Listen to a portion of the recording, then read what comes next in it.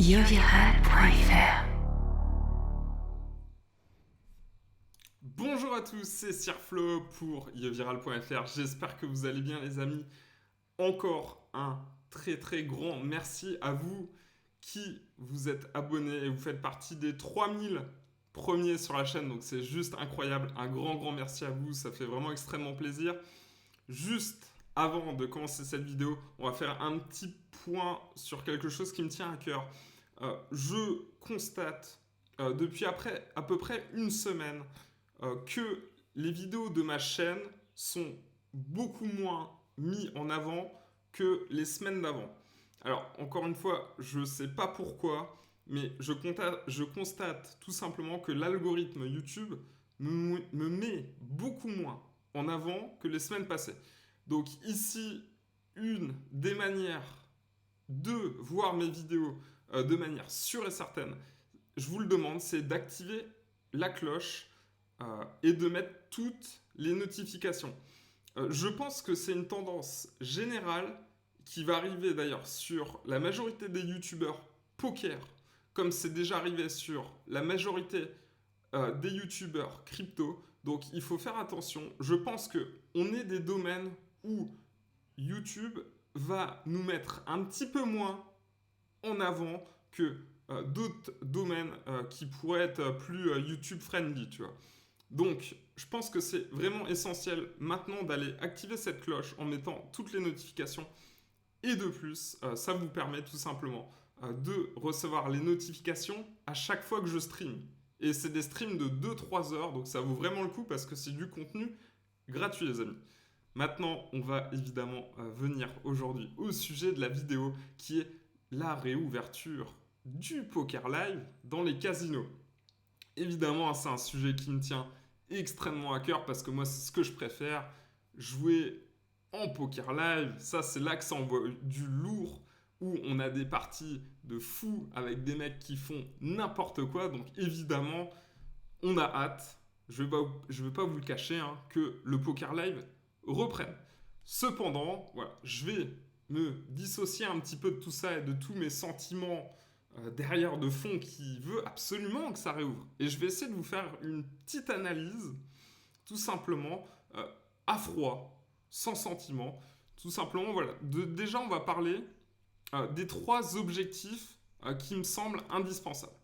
Alors, le premier objectif qui me semble complètement indispensable, c'est tout simplement un objectif numéro 1, c'est assurer la sûreté des personnes qui soit travaillent au casino, que ce soit les floorman, que ce soit les croupiers, que ce soit les serveuses et serveuses.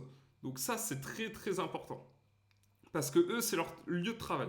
Et ça sera aussi au casino d'assurer la sécurité des personnes qui vont venir jouer, des joueurs qui sont là pour s'amuser, mais on a quand même envie d'être un minimum, enfin même d'être protégé totalement. Donc on a envie que ça soit un lieu sûr et sécurisé. Ça va être au casino, évidemment, de s'occuper de cet objectif numéro 1, de sécuriser, de rendre sûrs ces lieux de divertissement et d'amusement que sont les casinos. Donc ici, moi je peux vous donner un exemple, ça m'avait choqué la première fois que j'étais à Vegas. Les casinos étaient juste propres, mais d'une manière incroyable. Ça serait vraiment bien que les casinos s'inspirent un petit peu de ces grandes entreprises là, qui sont les casinos à Vegas. C'est ultra propre. J'ai vu plein d'articles circuler comme quoi ils investissaient à fond dans des machines pour désinfecter. Donc évidemment, ça va être la tendance de laver beaucoup plus souvent, d'assurer une beaucoup plus grande propreté des casinos. Donc voilà, ça on est vraiment sur le taf ici des casinos. Mettre des gels hydroalcooliques, évidemment.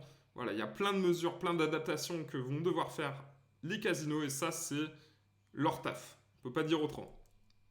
Objectif numéro 2, et ça c'est une mesure qui va faire évidemment débat, enfin ça va faire débat dans le sens où ici, comment on va respecter la distanciation sociale sur des tables de poker. Alors ça les gars, je peux vous le dire que ça va être compliqué. Donc ici, comment on respecte ? Mesure de distanciation sociale sur une table de poker. Prenez votre calculette, parce que là, ça va être compliqué. Donc ici, en gros, j'ai réfléchi un petit peu à ça. Je pense que si on veut reprendre le poker, on va devoir reprendre le poker à 4 ou 5 personnes par table, plus le croupier. Donc ça en fait déjà du monde à caser sur la table. Donc ici, il va falloir sortir les calculettes. Combien maximum de joueurs on peut mettre sur les tables? Point final, en respectant 1 mètre de distance de sécurité. Donc ici, ça va être compliqué. Il va falloir encore une fois sortir les calculettes. Peut-être qu'on va tout simplement mettre une personne sur deux. En France, en majorité, on a des tables à 10. À Vegas, ils ont des tables à 9. Et j'ai entendu de la part des Américains avec qui je suis en contact à Vegas que le poker à Vegas va a priori reprendre à 4 par table.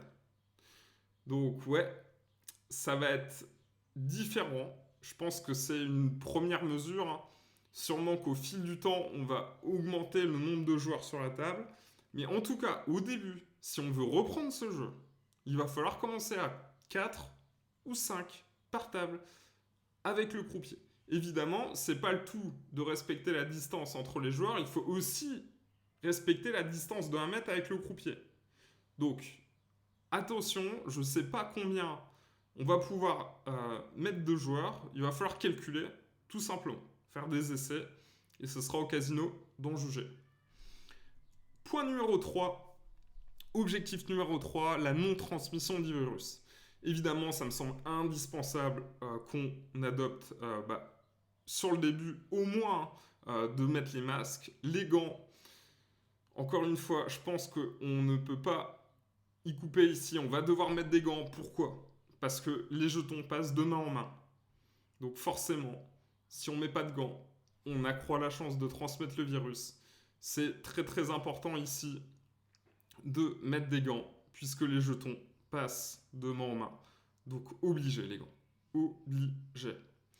Qu'est-ce qui va se passer au niveau des jetons? Ça, c'est un petit appel ici que je fais au casino. Je trouve de manière générale que les jetons sont beaucoup trop sales. Donc évidemment, il va falloir commencer à laver vos jetons, hein. Je ne suis pas le seul à le dire. Les jetons sont sales. Il faut commencer à laver les jetons. Je ne sais pas d'ailleurs pourquoi c'est pas fait plus régulièrement. Vu le rec qu'on met dans les boîtes pour le casino, je pense que ça serait un minimum normal de un petit peu plus. On ne demande pas évidemment de laver toutes les semaines les jetons, mais je pense que ça devrait être fait de manière plus régulière. Alors, il y a des casinos qui le font, il y a d'autres casinos qui le font quelques fois, il y a d'autres casinos aussi qui ne le font jamais. Donc là, ça va être très important ici, voilà, de reprendre, je pense, cette habitude de laver les jetons.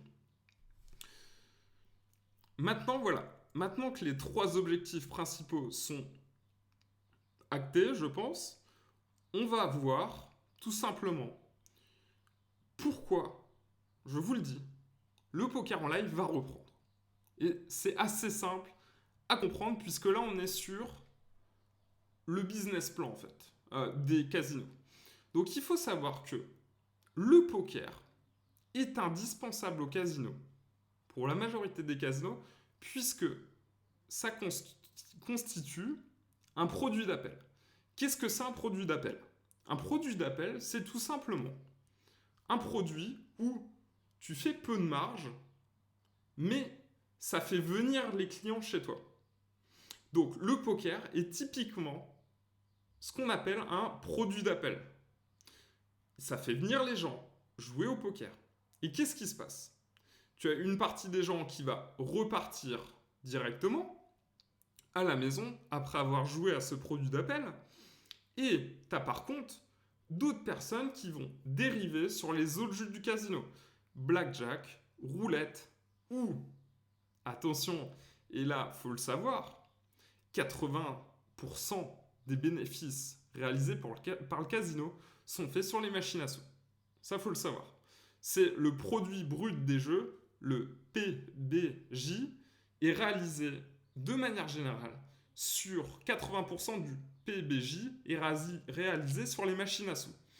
Donc l'idée, voilà, c'est de toujours conserver ce produit d'appel qui fait venir les gens au casino et après qui renvoie les gens sur d'autres jeux où les marges sont beaucoup plus importantes, comme les machines à sous. C'est le premier point, je pense, qui fait que le poker va forcément revenir à un moment ou un autre. Ça, c'est très important de le comprendre. Maintenant, la question, c'est quand ça va revenir. Et encore une fois, malheureusement, j'ai pas de boule de cristal. Ça va être compliqué de vous le dire. Ce que je peux vous dire, par contre, c'est que si on joue à 4 ou 5 par table, je pense, et encore une fois, c'est mon opinion, d'ailleurs, vous pouvez me dire ce que vous en pensez dans les commentaires, je pense que si on joue à 4 ou 5 par table, ça peut revenir rapidement. Voilà. Qui maintenant va vouloir jouer à 4 ou 5 par table alors que les personnes en général sont habituées à jouer à 9 ou 10? Eh bien, je pense que là, on va perdre une grosse partie des joueurs. On va perdre en tout cas, ça c'est sûr, tous les nits, les baleines, qu'on soit 4, 5 ou 10 ou 15 ou 20 par table. Bon, ça n'existe pas évidemment, mais ils seraient quand même là pour jouer. Une baleine, ça aime bien jouer en heads up aussi, en 1 contre 1. Donc, évidemment, on va garder les baleines, ça c'est sûr. On va garder les joueurs récréatifs et on va garder les joueurs pros. Mais encore une fois, je pense que on va pas garder tous les joueurs pros parce qu'il y en aura qui vont se sentir moins à l'aise sur ces tables, donc qui ne voudront pas forcément jouer et donc du coup qui vont temporiser le temps que les tables repassent un petit peu en mode à 8, 9 ou 10 par table.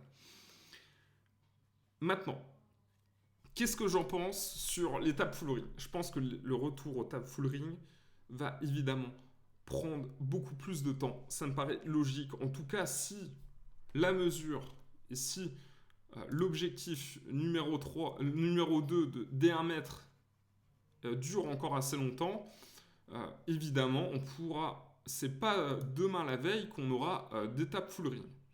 Encore une fois, voilà, j'ai pas de boule de cristal. Peut-être que je peux me tromper. Et écoutez, bah, c'est pas grave. En tout cas, je vous aurais donné mon avis. Mais en tout cas, je pense que ça va mettre assez longtemps à retrouver des tables full ring.